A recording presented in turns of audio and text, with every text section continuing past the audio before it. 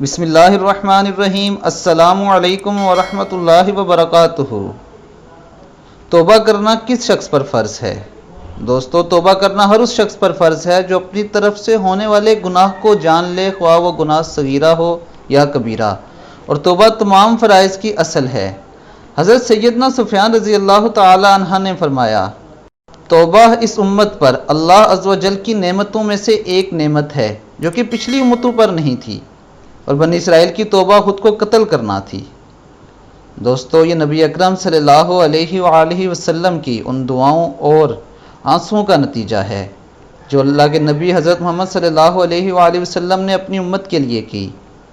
اللہ کے نبی نے ہر موقع پر اپنی امت کی بخشش کی دعا کی اللہ تعالیٰ سے۔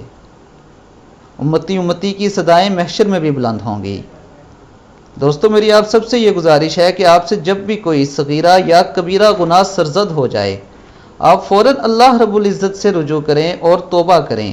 بے شک اللہ تعالیٰ غفور الرحیم ہے اور معاف کرنے والا ہے، وہ آپ کے تمام گناہ بخش دے گا۔ اللہ تعالیٰ ہمیں موت سے پہلے توبہ کی توفیق عطا فرمائے۔ اب تک کے لیے اتنا ہی، اپنا بہت خیال رکھیے گا۔ اللہ حافظ۔